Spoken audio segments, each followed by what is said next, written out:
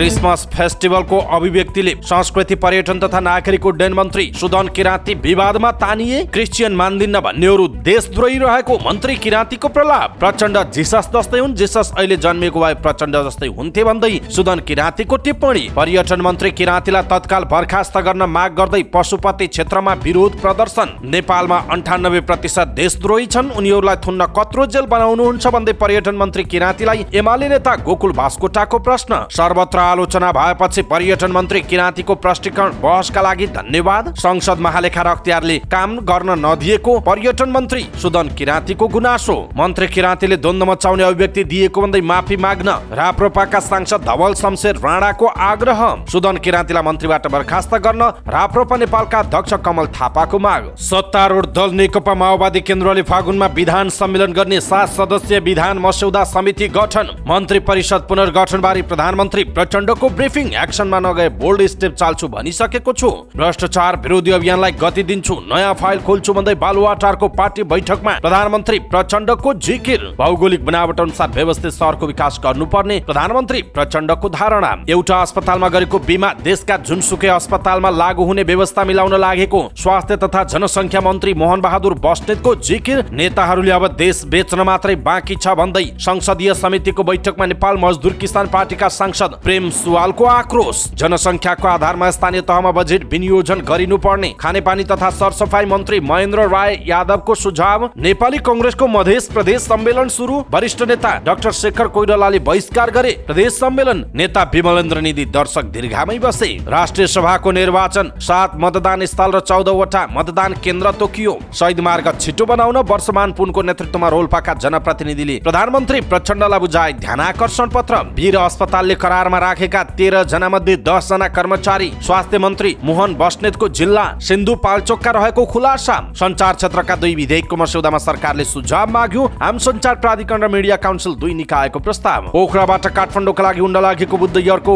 जहाजको आकस्मिक ढोका यात्रुले खोलेको जानकारी। अनुसन्धान जारी। नारायणगढ मुगलिन सडक शनिबारदेखि 4 घण्टा बन्द हुँदै। नेपाल विद्युत प्राधिकरणद्वारा रौतहटमा लामो समयदेखि महसुल नतिर्ने ग्राहकको लाइन काट्न सुरु। महिलाको हत्या गरी फरार भएका व्यक्ति 6 वर्षपछि पक्राउ परे। रुकुम पश्चिममा ट्र्याक्टर दुर्घटना 5 जनाको मृत्यु, 8 जना घाइते। नेपाल एयरलाइन्सले निलामीमा राख्यो 5 वटा जहाज। 16औं योजना निर्माण अन्तिम चरणमा पुगेको राष्ट्रिय योजना आयोगको भनाई। जडीबुटी जन्य वस्तु उत्पादन र प्रशोधनलाई प्रोत्साहन गर्न जरुरी रहेको नेपाल चेम्बर अफ कमर्सका अध्यक्ष राजेन्द्र मल्लको टिप्पणी। 7 दिनपछि शेयर बजारमा देखियो करेक्सन, 32 अङ्कले घट्यो नेप्से परिसूचक। बढ्न थाल्यो शेयर धितो कर्जा, 4 महिनामा 81 अर्ब 16 करोडको लगानी। नेपाल र श्रीलङ्काका विदेश मन्त्रीबीच सार्क र बिमस्टेकलाई बलियो बनाएर लैजाने विषयमा छलफल। सन् 2023 मा 50,000 बढी अवैध आप्रवासी स्पेन पुगेको तथ्याङ्क। पूर्व राष्ट्रपति डोनाल्ड ट्रम्प 2024 मा अमेरिकामा हुने राष्ट्रपतीय चुनावमा लड्न अयोग्य। भारतको केरलामा कोभिड-19 को नयाँ भेरिएन्ट पुष्टि, 3 जनाको मृत्यु। एन्ड युरो अन्तर्राष्ट्रिय साइकल रेस अब हरेक वर्ष पोखरा महानगरपालिका वडा नम्बर 13 मा हुने। प्रधानमन्त्री कप महिला राष्ट्रिय क्रिकेटमा बागमतीसँग मध्य प्रदेश 29 रनले पराजित। र प्रधानमन्त्री कप महिला T20 राष्ट्रिय प्रतियोगितामा साबिक विजेता सुदूरपश्चिम पहिलो खेलमै APF सँग पराजित।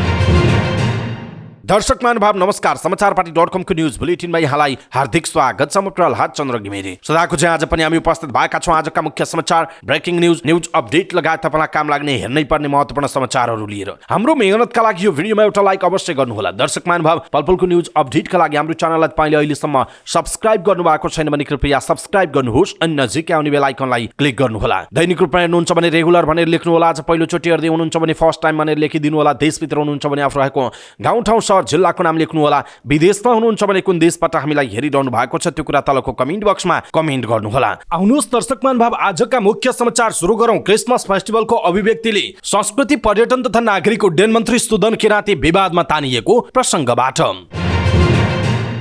प्रधानमन्त्री प्रचण्ड जाने भनिएको क्रिसमस फेस्टिभलमा उहाँको प्रतिनिधित्व गर्दै पुग्नुभएका संस्कृति पर्यटन तथा नागरिक उड्डयन मन्त्री सुदन किराँती आफ्नै बोलीका कारण यति बेला विवादमा तानिनु भएको छ। बुधबार काठमाडौँमा आयोजित एक कार्यक्रममा प्रधानमन्त्री प्रचण्डले आउने कार्यक्रम भए पनि क्याबिनेट बैठकपछि समेत व्यस्त हुने सूचना पाएको कारण आफू आएको उहाँले बताउनुभयो। उहाँले प्रधानमन्त्रीको तर्फबाट शुभकामना दिनुभयो। प्रधानमन्त्री नआएकोमा सानो मन नगरिदिनु उहाँको तर्फबाट सन्देश दिनुभयो। उहाँले संविधानको धर्मनिरपेक्षतालाई व्याख्या गर्दै राज्य सबै संस्कृतिहरूको अभिभावक भएकाले कोही त्रासमा नबाँच्न आग्रह गर्नुभयो। लोकतान्त्रिक गणतन्त्रमा पनि डर त्रास छ कि? हामी कसैले डराउनु पर्ने स्थिति छैन। संविधानले दिएको अधिकारमा आधारित भएर हामी बाँचेका छौँ। टोणीखेलमा गएर सबैले सुन्ने गरी हामी पनि यही देशका फुल हौँ भन्नुहोला। क्रान्तिले भन्नु, राज्य छ, तपाईँहरूको अभिभावक, कोही डराउनु पर्दैन उहाँले भन्नुभएको छ। उहाँले नेपाल बहुधार्मिक, बहुभाषिक, बहुसांस्कृतिक देश भनेर संविधानमै लेखिएको हुनाले कसैको डर त्रासमा नबस्न आग्रह गर्नुभयो। कसैको दया मायाले होइन, हजारौँ शहीदको बलिदानले लेखेको संविधानको बगैँचामा तपाईँहरू एक थरी फुल हो, तपाईँहरू बिना बगैँचाको शोभा हुँदैन उहाँले भन्नु। 3 करोड नेपालीमा लाखौँ क्रिस्चियन भइसकेका छन्। क्रिस्चियनलाई मान्दिन भन्नु, संविधान मान्दिन भन्नु हो। संविधान मान्दिन भन्ने देशद्रोही हुन्। कसैले देशद्रोह गर्छ भने त्यसलाई हतकडी लगाउने, जेलमा हाल्ने हो। दीर्घकालमा क्रिस्चियनहरूको तालीमा देखिएको समर्थन माहौल देखेपछि मन्त्री क्रान्तिले भन्नुभयो, विश्वमा 85% धर्म मान्छन्, 15% धर्म मान्दैनन्। धर्म मान्नेहरूको कुल जनसङ्ख्या मध्ये 30% क्रिस्चियन मान्छ। यो संसारकै ठुलो धर्म हो उहाँको भनाइ छ। उहाँले क्रिस्चियन धर्मका प्रवर्तक जीसस क्राइस्टलाई नेपालको प्रधानमन्त्री प्रचण्डसँग तुलना गर्नुभयो। दुवैजना आफ्नो समयका क्रान्तिकारी प्रश्नकर्ता भएको उहाँले दाबी गर्नुभएको छ। मन्त्री क्रान्तिले भन्नु, यो बेला संसारमा क्राइस्ट भएको भए उहाँ प्रचण्ड जस्तै हुनुहुन्थ्यो। म उहाँहरूलाई बराबर जस्तै देख्छु। आज प्रचण्ड यहाँ आएको भए क्राइस्ट आए जस्तै हुन्थ्यो उहाँको भनाइ छ। तालीको अटुट क्रम चलिरह्यो। क्रिस्चियनको चाडपर्वमा शुभकामना आदान प्रदान गर्ने क्रममा मन्त्री किराँती भावनात्मक बन्नुभयो। पहिलेको समयमा भए क्रिस्चियनलाई भेटे खैनी माडे जस्तै मार्थे। अहिले पनि हामी अग्रगामीहरू कमजोर भयौँ भनेर खान्छन् टेकेर। किराँतीले भन्नुभयो, क्रिसमसमा आधा बिदा किन भन्ने प्रश्न छ। नहुनुभन्दा कानो मामा निको। हामी कमजोर भयौँ भने नेपालमै बस्न नपाइने अवस्था पनि आउन सक्छ। मन्त्री किराँतीले अर्को प्रस्ताव राख्नुभयो कि अरू धर्मको चाडको पनि बिदा काट्नुपर्छ कि यसको क्रिसमसको पनि पुरै दिनुपर्छ कि सबैको काट्ने कि यसको बिदा पनि पुरा दिने उहाँको भनाइ छ।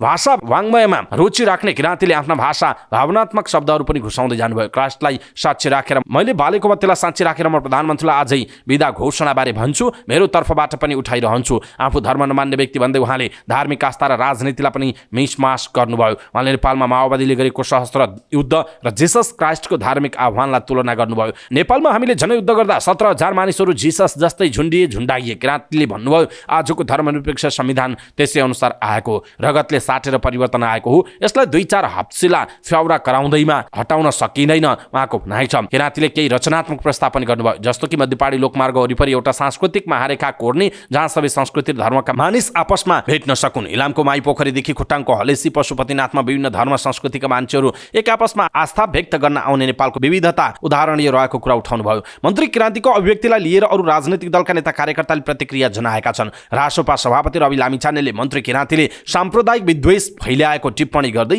राजीनामा माग्नु भएको छ। उहाँले लेख्नुभयो, संस्कृति मन्त्री सुदन किराँतीको पछिल्लो अभिव्यक्ति सामाजिक सद्भाव र सहिष्णुता खलबल्याउने प्रकृतिको उत्तेजक, गैर जिम्मेवार, पदीय गरिमा विपरीत र अत्यन्त खेदजनक छ उहाँले लेख्नु भएको छ। राप्रपा महामन्त्री धवल शमशेर राणाले पनि मन्त्री किराँतीले क्रिस्चियनको विरोध गरे हतकडी लगाउनुपर्छ भनेर दिएको अभिव्यक्ति गलत भएको बताउनुभयो। तपाईँ जस्तो पदमा बसेको मन्त्रीले क्रिस्चियनको विरोध गरेकोमा जेल जानुपर्छ भनेको कुरा गलत हो, द्वन्द्व मच्याउने अभिव्यक्ति दिनुभएको छ। यसमा तपाईँले माफी माग्नुपर्ने हो। बिहिबार मन्त्री किराँती पनि सहभागी संसदको अन्तर्राष्ट्रिय सम्बन्ध समितिमा राणाले भन्नुभएको छ।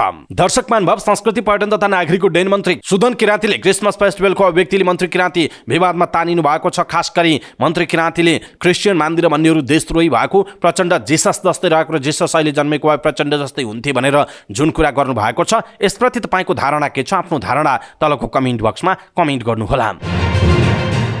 संस्कृति पर्यटन तथा नागरिक उड्डयन मन्त्री सुदन किराँतीको राजीनामा माग्दै नेपाल सनातन धर्म संस्कृति संगठनहरूले आन्दोलन गरेका छन्। उनीहरूले बुधबार मन्त्री किराँतीले एक सार्वजनिक कार्यक्रममा दिएको अभिव्यक्तिप्रति असन्तुष्टि व्यक्त गर्दै राजीनामा माग गरेका हुन्। विरोध प्रदर्शनमा सहभागीहरूले गैर जिम्मेवार मन्त्री बर्खास्त गर, सुदन किराँती राजीनामा दि, धार्मिक क्षेत्रमा गैर धार्मिक नियुक्ति बन्द गर लगायतका प्ले कार्ड बोकेर नारा जुलुस गरेका थिए। मन्त्री किराँतीले एक सार्वजनिक कार्यक्रममा क्रिस्चियन धर्मलाई स्वीकार नगर्ने, सबै देशद्रोही भएको आरोप लगाउँदै क्रिस्चियन धर्म नस्वीकार्नेहरूलाई जेलमा राख्नुपर्ने अभिव्यक्ति दिनुभएको थियो। सो व्यक्तिलाई लिएर अहिले मन्त्री किराँतीको देशभर विरोध भइरहेको छ। विरोध प्रदर्शनमा बोल्दै नेपाल सनातन धर्म संस्कृति संगठनका अध्यक्ष पुष्पराज पुरुषले देशको बालवाला मन्त्रीले कुनै समुदायको कार्यक्रममा गई अरू समुदायलाई निन्दा गर्दै एउटा समुदायलाई उचालेर अपमानजनक अभिव्यक्ति दिनु गलत भएको बताउनु भयो। उहाँले मन्त्रीको अभिव्यक्ति मन्त्रीको पदमा बस्नका लागि योग्य नरहेकाले तत्काल बर्खास्त गर्नुपर्ने माग गर्नुभयो। मन्त्री भएर सामाजिक सद्भाव बिगार्ने काम गरेको उहाँको भनाइरहेको छ। उहाँले धार्मिक क्षेत्रमा गैर धार्मिक व्यक्तिहरूको नियुक्ति बन्द गर्नुपर्ने र धार्मिक क्षेत्र पार्टीका कार्यकर्ता भर्ती केन्द्र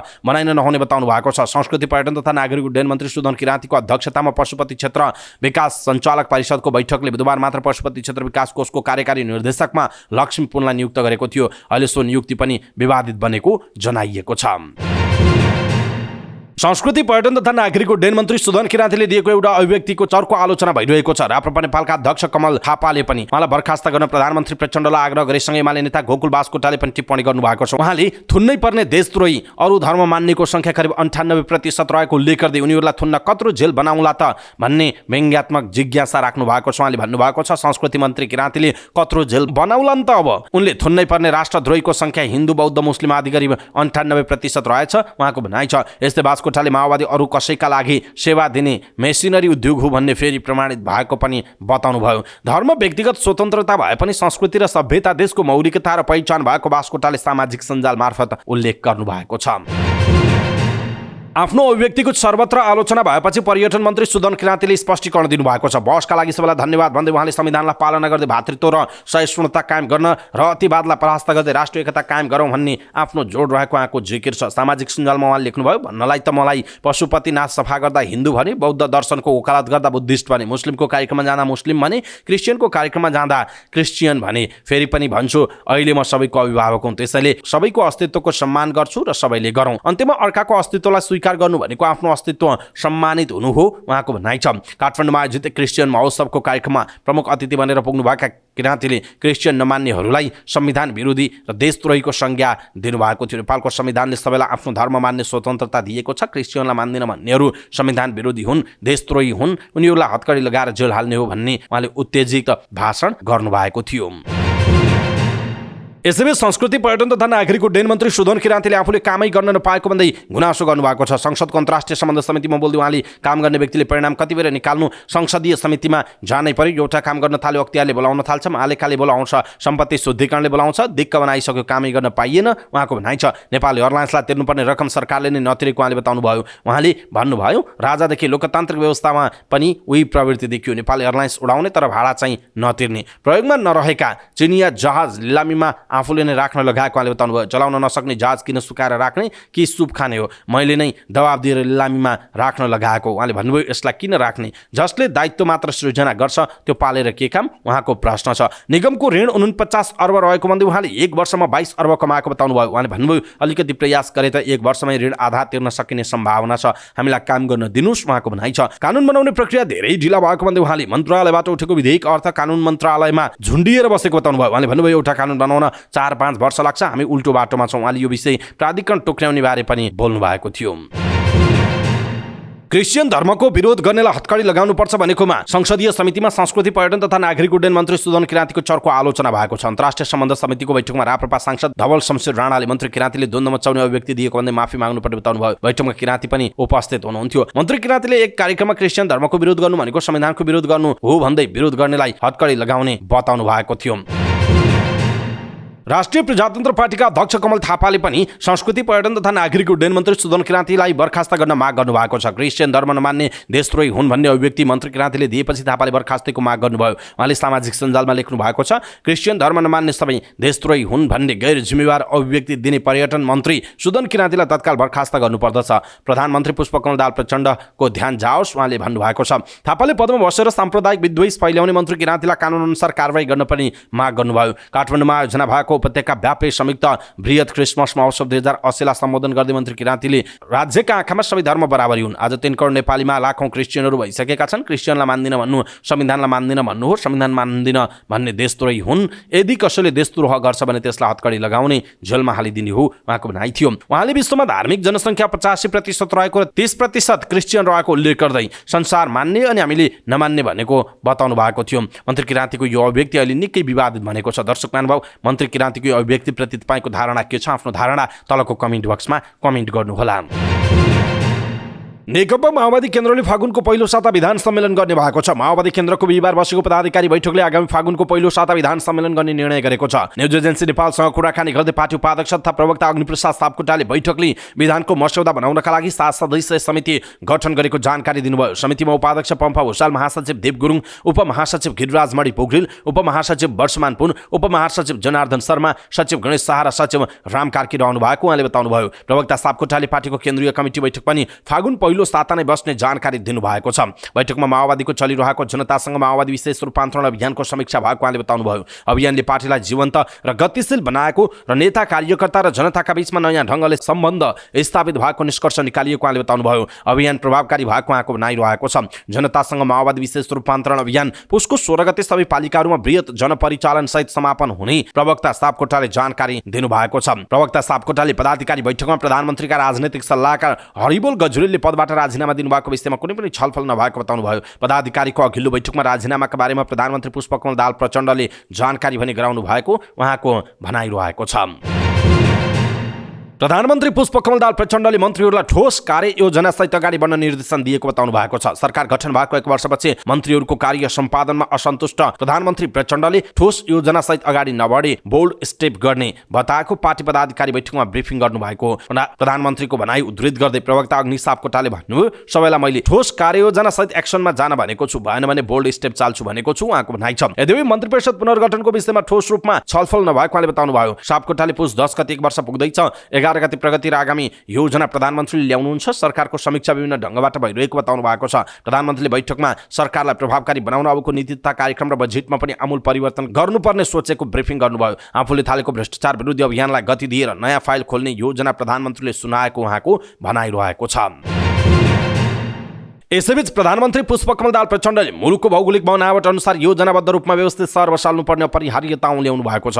सिंहदरबारमा भएको शहरी विकास तथा वन तथा वातावरण मन्त्रालयको संयुक्त वार्षिक समीक्षा बैठकमा उहाँले पूर्व पश्चिम र उत्तर दक्षिणलाई एक आपसमा जोड्ने विकासको रणनीति हुनुपर्ने बताउनुभयो। प्रधानमन्त्री प्रचण्डले काठमाडौँ उपत्यकाभित्र व्यवस्थित नमुना सहर निर्माण गर्नुपर्ने आवश्यकता ल्याउँदै आफ्नो दोस्रो कार्यकालमा स्मार्ट सिटीको अवधारणा अगाडि सारेको जानकारी दिनुभयो। प्रशासनिक भवन निर्माण सम्पन्न नहुँदा केही स्थानीय सरकारले सेवा प्रवाहमा समस्या झेल्नु परेको उल्लेख गर्दै प्रधानमन्त्री प्रचण्डले चाँडै जनताको नजिकको सरकारका रूपमा रहेका हरेक स्थानीय तहका प्रशासनिक भवन निर्माण गर्नुपर्ने बताउनुभयो। उहाँले व्यवस्थित सहरीकरण र शहरी सौन्दर्यलाई सँगसँगै लैजानुपर्ने पनि बताउनु भएको छ।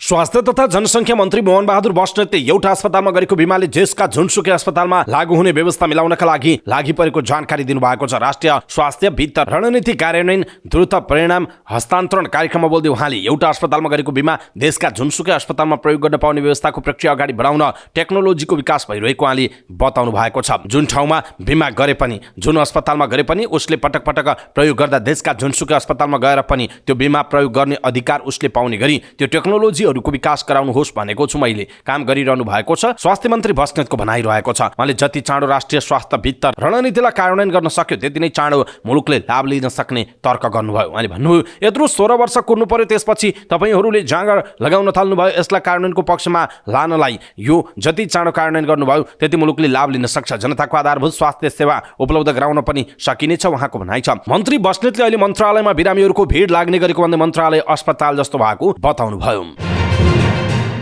सांसदहरूले नेपाल नागरिक उड्डयन प्राधिकरणले सेवा प्रदायक र नियामकका रूपमा काम गर्नु उचित नहुने भन्दै अधिकार कटौती गर्नुपर्ने आवाज उठाएका छन्। उनीहरूले 2 संस्थालाई अलग बनाउने कानुनको आवश्यकता समेत औल्याएका छन्। प्रतिनिधि सभाको अन्तर्राष्ट्रिय सम्बन्ध र पर्यटन समितिको बैठकमा सांसदहरूले सेवा प्रदायक र नियामकका रूपमा काम गर्न प्राधिकरणलाई विभाजन गर्नुपर्ने मत राखेका हुन्। नेपाली कांग्रेसका सांसद प्रकाशमान सिंहले एकले अर्कालाई दोष देखाएर हवाई क्षेत्रमा सुधार नहुने उल्लेख गर्दै मन्त्रालयले नै राम्रो कानुन ल्याउन पहल गर्नुपर्ने बताउनुभयो। त्यस्तै राष्ट्रिय स्वतन्त्र पार्टीका सांसद शिशिर खनालले पनि कानुन बनाएर हवाई क्षेत्रको सुधार गर्न ढिलाइ गर्न हुने बताउनु भएको छ। राप्रपाका सांसद धवलशमशेर राणाले हवाई सुरक्षाका बारेमा हाम्रो विधेयक कहाँ छ भनेर प्रश्न गर्नुभयो। त्यस्तै एयरलाइन्सले सुरक्षा र ईयूको सुरक्षा प्रतिवेदन बारे पनि चासो राखेको जनाइएको छ। नेपाल एयरलाइन्सले ईयूको फाइन्डिङ्सहरूमा सहज गर्नका निम्ति के काम गरेको छ वा छैन, नेपाल वायुसेवा निगमको क्वालिटी सिस्टमले क्यानका आवश्यकताहरू पूरा गरेको छ कि छैन, कोअपरेटिभ म्यानेजमेन्ट सिस्टम नेपाल एयरलाइन्समा किन लागू नभएको उहाँको प्रश्न रहेको छ। त्यस्तै नेकपा एमालेका सांसद एकनाथ ढकालले नेपालको हवाई क्षेत्रमा कमजोरी रहेकै कारण युरोपियन युनियनहरूले सुरक्षा सूचीमा राखेको भन्दै कमजोरी हटाउनुको विकल्प नभएको बताउनुभयो। उहाँले प्राधिकरणलाई 2 अलग संस्था बनाउने विधेयक संसदमा कहिले आउँछ भनेर मन्त्रीको ध्यान आकर्षण गराउनुभयो। सरकारले संसदको अघिल्लो कार्यकालमा नै प्राधिकरणलाई विभाजन गर्ने गरी 2076 फागुनमा विधेयक पेश गरेकोमा प्राधिकरणका कर्मचारीको विरोधका कारण अगाडि बढ्न सकेको थिएन। 2079 असोज 1 गते प्रतिनिधि सभाको कार्यकाल सकिएपछि विधेयक निष्क्रिय हुन पुगेको जनाइएको छ।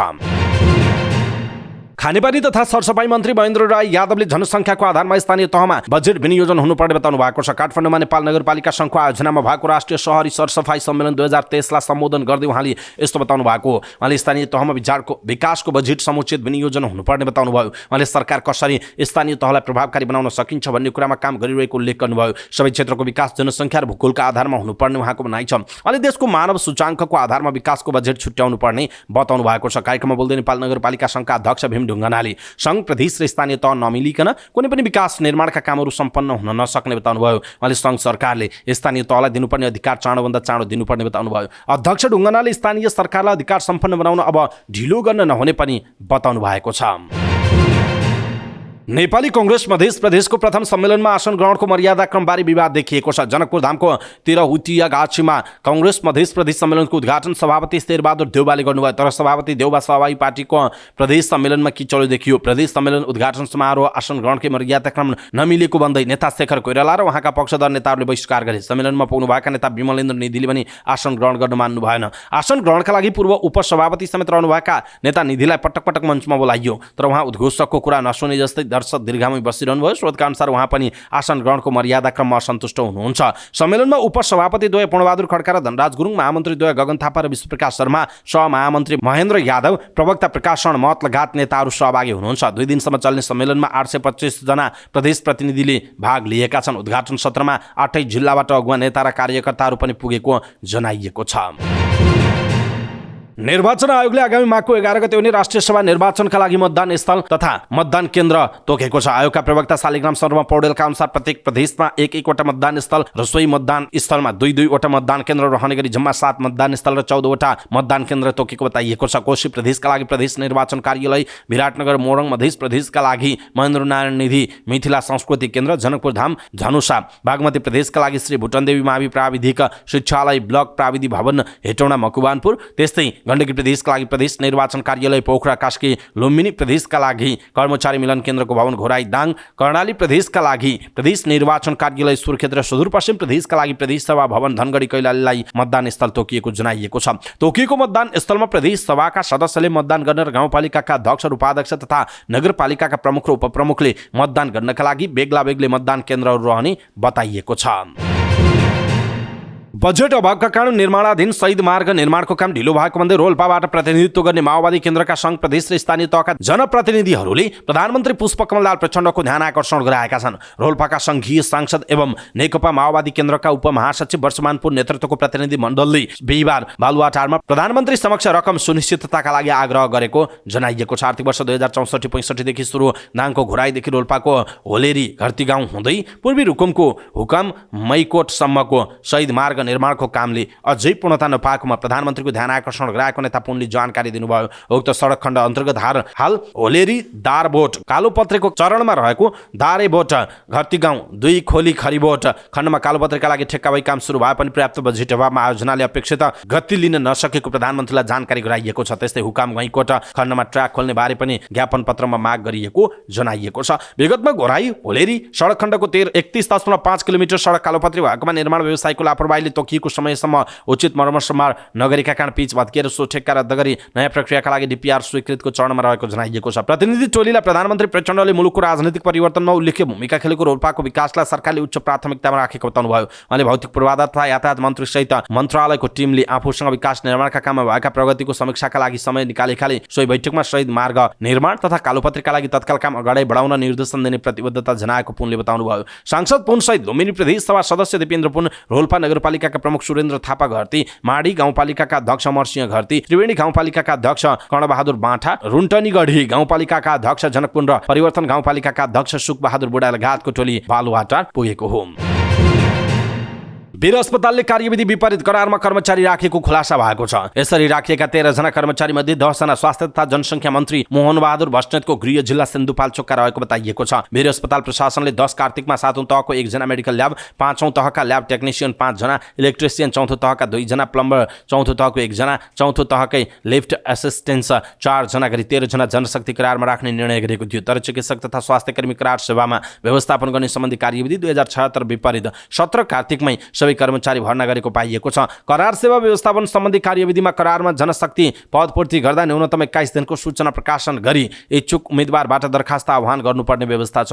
1 हप्ताको सूचना निकालिएको थियो, तर जुन दरखास्त बुझाउने समय अन्तिम दिन 17 गते केही समय मात्र सर्जिकल भवनमा टाँसिएको थियो। सार्वजनिक रूपमा जानकारी नदिई केही बेर टाँसिएको जस्तो मात्र गरियो। वीर अस्पतालका एक अधिकारीले भनेका छन् 19 गते कर्मचारी छनौटको लिस्ट सार्वजनिक भयो। प्राप्त विवरण अनुसार करारमा राखिएका 13 जना मध्ये 10 जना सिन्धुपाल्चोक जिल्लाका रहेको बताइएको छ। 4औं तहको लिफ्ट असिस्टेन्टमा सिन्धुपाल्चोक 12 विषयका दिपेन्द्र बस्नेत, सन्तोष बस्नेत, 5 पोखरी थाङपालकी विमला अधिकारी, लिसङ्खु पाखरकी अञ्जली तामाङलाई नियुक्त गरिएको जनाइएको छ। त्यसैगरी 4औं तह इलेक्ट्रिसियनमा मेलम्ची सिन्धुपाल्चोकका अरुण सापकोटा र सन्तोष ताल, 5औं तहको ल्याब टेक्निसियनमा मेलम्चीकी रश्मिता मिश्र, रुद्रमतीकी प्रमिला आचार्य, 12 विषयका सन्तोष राउत, 7औं तहको मेडिकल ल्याब टेक्निसियनमा वारेसी सिन्धुपाल्चोककै सीता थापा नियुक्त भएको जनाइएको छ।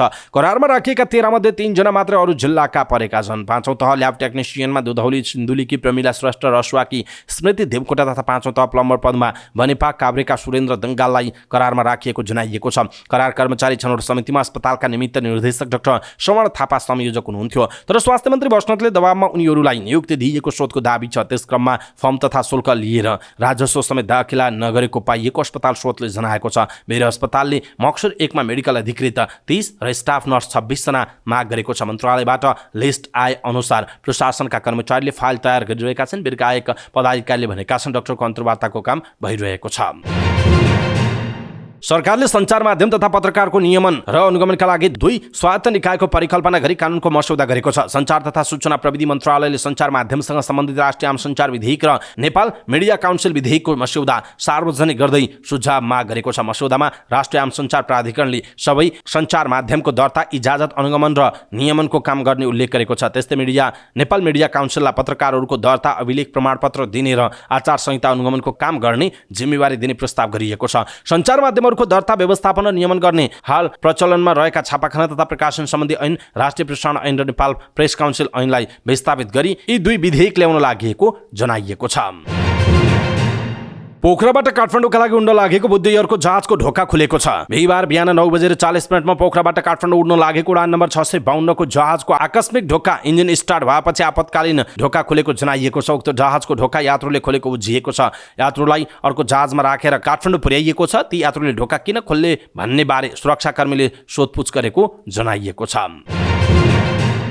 नारायणगढ मुगलिन सडक खण्डको तुइन खोलामा पुल निर्माण गर्न पुसको 7 गतेदेखि दैनिक 4 घण्टा सवारी आवागमन बन्द हुने भएको छ। पुसको 7 गते बिहान 11 बजेदेखि दिउँसो 3 बजेसम्म सडक बन्द गरेर काम गरिने नागढुङ्गा मुगलिन सडक आयोजना पश्चिम खण्ड नारायणगढ मुगलिनले सूचना जारी गरेर जनाएको छ। नारायणगढ मुगलिनतर्फ जाने सवारी साधनले यात्रुवाहक सवारी साधन 15 किलो बजारदेखि जुगेडीसम्म रोकिनेछन् भने मालवाहक सवारी साधन भने भत्तेरी जङ्गलदेखि रामनगरसम्म रोकिनेछन्। त्यसैगरी काठमाडौँबाट जाने यात्रुवाहक सवारी साधन मुगलिन बजारदेखि मनोकामना केबल कारसम्म र मालवाहक सवारी साधन लेवाटारमा रोक्नुपर्ने जनाइएको छ। पोखराबाट जाने यात्रुवाहक सवारी साधन बेनीटारदेखि पावर हाउससम्म र मालवाहक सवारी साधनलाई 1700 फाँटमा रोक्नुपर्ने आयोजनाले जनाएको छ। उक्त सडकका 19 वटा पुल मध्ये 4 वटा 4 वर्ष अघि निर्माण भएका हुन् भने बाँकी 15 पुलको काम एकैसाथ थालिएको जनाइएको छ। नेपाल विद्युत प्राधिकरणले रौतहटमा लामो समयदेखि महसुल नतिर्ने ग्राहकको लाइन काट्न थालेको जनाएको छ। प्राधिकरणको मौलापुर वितरण केन्द्रले विद्युतको बक्यौता महसुल नतिर्ने ग्राहकको लाइन काट्ने अभियान थालेको जनाएको छ। विद्युत महसुल समयमा भुक्तान नगर्ने उपभोक्ताको विद्युत महसुल सङ्कलन विनियमावली 2078 बमोजिम मिटर रिडिङ भएको 60औं दिनसम्म पनि बक्यौता महसुल नबुझाउने उपभोक्ताको विद्युत लाइन काट्न सकिने प्रावधान छ। तर केही ग्राहकहरूले अटेर गरेर विद्युत महसुल नतिरेपछि लाइन काट्ने अभियान थालिएको वितरण केन्द्रका प्रमुख दिनेश यादवले बताउनुभयो। लामो समयदेखि बाँकी बक्यौता नतिर्ने र 60 दिन नआएका ग्राहकको लाइन काट्न थालिएको जनाइएको छ। विद्युत उपभोक्ताबाट असुल उपर गर्नुपर्ने विद्युत महसुल बक्यौता भेटिदिउँदै गएपछि बाध्य भएर मौलापुर वितरण केन्द्रले लाइन काट्नु परेको प्रमुख यादवले बताउनुभयो। प्राधिकरणले महसुल नतिर्ने ग्राहकको लाइन काट्ने अभियान देशभर नै चलाइरहेको छ। काठमाडौँ उपत्यका अपराध अनुसन्धान कार्यालयले 2074 साल पुस 30 गते काठमाडौँ महानगरपालिका 14 बल्खु स्थित भौक्सी दह डाँडामा एक महिलाको हत्या गरी फरार रहेका एक व्यक्तिलाई पक्राउ गरेको छ। प्रहरीले 2074 साल पुसको 30 गते काठमाडौँ महानगरपालिका वडा नम्बर 14 बल्खु स्थित भूमेश्वरी मन्दिर पछाडि भौक्सी दह डाँडामा अन्दाजी 50 वर्षकी महिलाको टाउको र मुखमा गहिरो चोट लागेको अवस्थामा मृत फेला परेको जनाइएको छ। अनुसन्धान गर्दै जाँदा प्रहरीले मृतक नारायणी तिमिल सिन्हा रहेको पत्ता लगाएको थियो। सोही अपराधमा संलग्न 2 व्यक्तिहरूलाई काठमाडौँ उपत्यका अपराध अनुसन्धान कार्यालयले पुसको 4 गते पक्राउ गरेको हो। पक्राउ पर्नेमा अर्घखाँची जिल्ला सिद्धगङ्गा नगरपालिका वडा नम्बर 14 का 37 वर्षीय जगत विश्वकर्मा र धादिङ जिल्ला त्रिपुरा सुन्दरी गाउँपालिका वडा नम्बर 3 तल्लु पोखरा बस्ने 46 वर्षका शिवराम अधिकारी रहेको जनाइएको छ। अधिकारी भनी 2079 साल कार्तिक 29 गते चोरी मुद्दामा 3 वर्ष कैद सजाय पाए हाल कारागारमै रहेको प्रहरीले जनाएको छ। अनुसन्धान अधिकृतले बताए अनुसार मृतक अप्सरा भनिने नारायणी तिमिल सिन्हासँग जगत विकको चिन्जानमा घटना घटेको दिनमा मात्रै भएको जनाइएको छ। शिवराम अधिकारीले नारायणी तिमिल सिन्हालाई भोपु आर्मीसँग विवाह गराइदिन्छु भनी 15-20 हजार रुपैयाँ पैसा र गरगहना लगाई राम्रो भएर आउनु भनी फोन गरी बोलाएका थिए। माछापोखरी एरियामा 3 जनाको भेट भए पश्चात 2-3 घण्टा खानपिन गरी चक्रपथ चल्ने बसमा चढी बल्खु झरी ललितपुरको कुसुन्तीमा पुगेर साँझको खाना त्यहीँ खाई बल्खु एरियामा नाम थाहा नभएको खोला किनारमा मन्दिर पछाडि बसेका थिए। शिवराम अधिकारी र मृतक 2 घण्टासँग सँगै सुतेका थिए। सोही क्रममा अधिकारी र विकले ढुङ्गा प्रहार गरी हत्या गरेर मृतकले लगाएका सुनका मुन्द्री र खल्तीमा भएको नगद 600-700 रुपैयाँ निकाली गाडी चढी गङ्गाउ बस पार्कको कोपिला गेस्ट हाउसमा गई बसेका थिए भने अर्को दिन बिहान पूर्व जाने गाडी चढी फरार भएको जनाइएको छ। आरोपी नेपाल आउँदैछन् भन्ने गोप्य सूचनाका आधारमा प्रहरीले 2080 साल पुस 4 गते जगत विकलाई पक्राउ गरेको। अनुसन्धानको क्रममा अर्का आरोपी शिवराम अधिकारी 2079 कार्तिक 29 गते चोरी मुद्दामा 3 वर्ष कैद सजाय भई नाम परिवर्तन गरी अर्जुन अधिकारीको नाममा केन्द्रीय कारागारमा रहेको खुल्न आएको प्रहरीले जनाएको छ।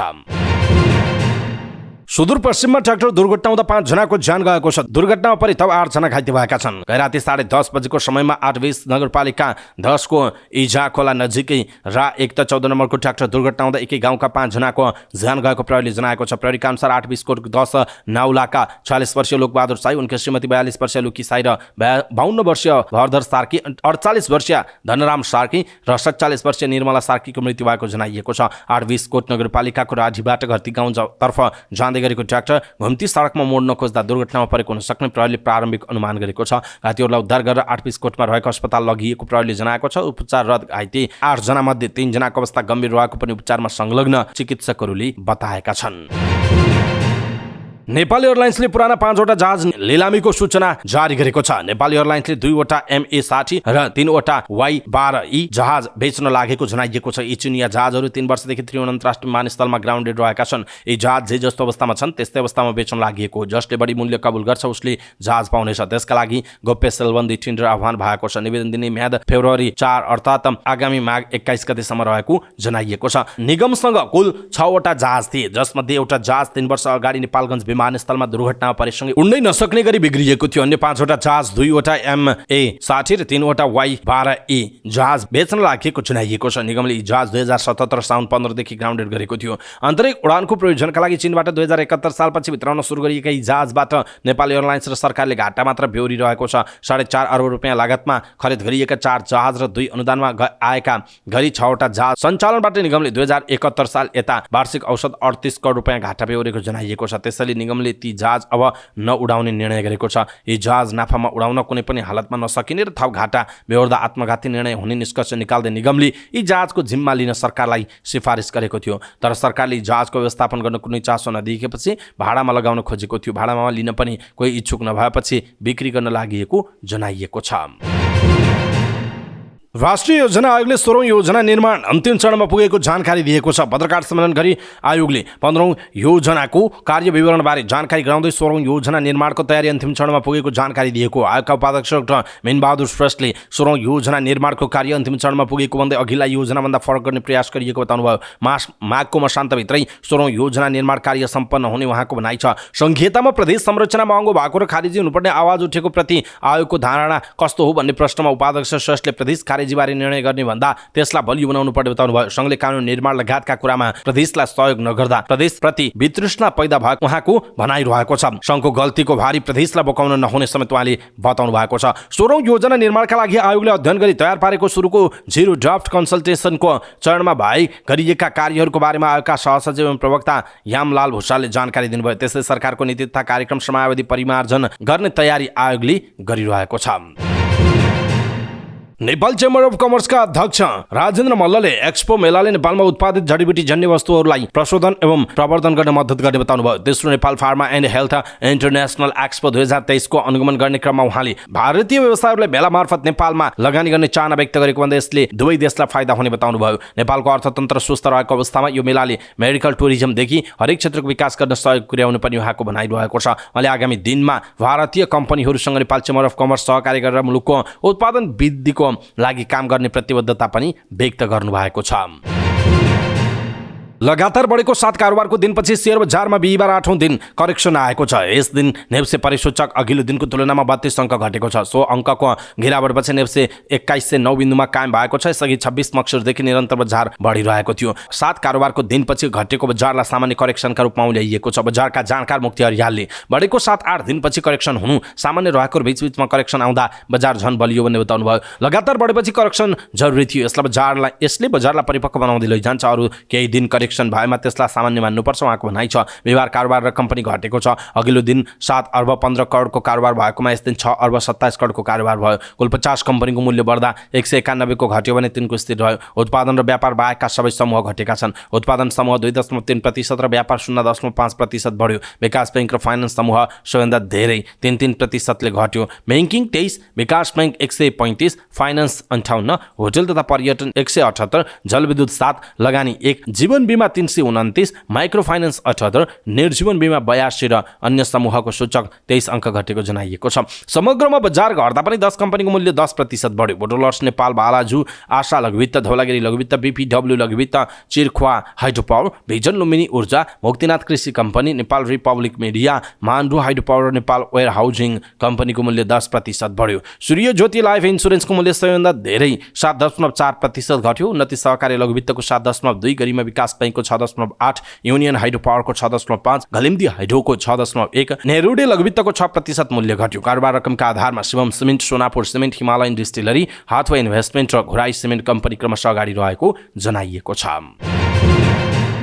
बैंक तथा वित्तीय संस्थाहरूको मार्जिन प्रकृतिको कर्जा प्रवाह बढेको छ। चालु आर्थिक वर्ष 2080-81 को पहिलो 4 महिना साउनदेखि कार्तिकसम्ममा बैंक तथा वित्तीय संस्थाहरूबाट 81 अर्ब 16 करोड रुपैयाँ मार्जिन प्रकृतिको अर्थात् शेयर धितो कर्जामा लगानी भएको जनाइएको छ। 4 महिनामा वाणिज्य बैंकहरू मार्फत 63 अर्ब 60 करोड रुपैयाँ, विकास बैंकहरूबाट 14 अर्ब 9 करोड 10 लाख रुपैयाँ र फाइनान्स कम्पनीहरूबाट 3 अर्ब 46 करोड 90 लाख रुपैयाँ गरी 81 अर्ब 16 करोड रुपैयाँ शेयर धितो कर्जामा लगानी भएको जनाइएको छ। वाणिज्य बैंकहरूबाट गत आर्थिक वर्षको कार्तिक मसान्तसम्म 59 अर्ब 91 करोड 20 लाख कर्जा प्रवाह भएको थियो। गत असोज महिनामा मात्र नेपाल राष्ट्र बैंकले 12 करोडको शेयर धितो कर्जा क्याप सीमालाई परिमार्जन गरेर व्यक्तिगत तर्फ 15 करोड र संस्थागत तर्फ 20 करोडसम्म कर्जा लिन पाउने व्यवस्था गरेको थियो। शेयर धितो कर्जा क्यापलाई बढाउँदा कर्जा प्रवाह पनि बढ्ने आकलन थियो। राष्ट्र बैंकले मौद्रिक नीतिको पहिलो त्रैमासिक समीक्षा मार्फत 50 लाख माथिको शेयर धितो कर्जाको जोखिम भार 150%बाट घटाएर 125% बनाएको जनाइएको छ। त्यसले पनि कर्जा प्रवाहलाई प्रोत्साहन गरेको जानकारवालाहरूले बताएका छन्।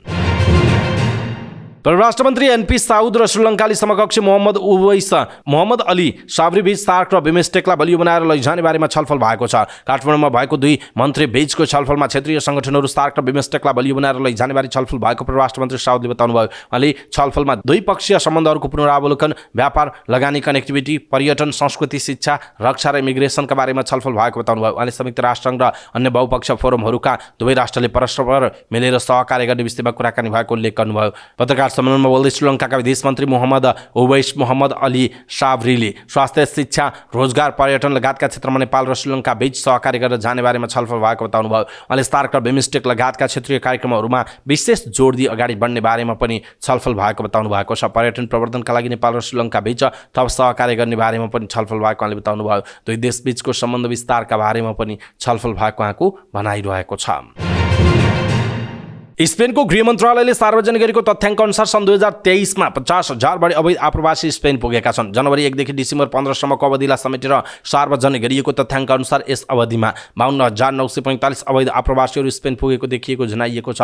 यो 2022 को सोही अवधिको तुलनामा 6.2% बढ्यो। सन् 2018 यता 57,498 जना अवैध रूपमा आएका थिए। त्यसपछिको यो नै ठूलो रेकर्ड रहेको जनाइएको छ। 2023मा अवैध आप्रवासी आगमन समुद्रको माध्यमबाट रहेको जनाइएको छ। तीमध्ये 72% क्यानरी टापुमा पुगेकाहरू छन्। क्यानरी टापु मार्गलाई संसारको सबैभन्दा घातक आप्रवासी मार्ग मानिन्छ, जहाँ आप्रवासीहरूले कम्तीमा 100 किलोमिटर खुल्ला समुद्र पार गरेर पुग्नुपर्छ। स्पेनिस एनजिओ क्यामिनान्डो फ्रन्टेरासले अनुमान गरे अनुसार सन् 2018 देखि सन् 2022 को बीचमा 7,800 आप्रवासीको यात्राका क्रममा मृत्यु भएको जनाइएको छ।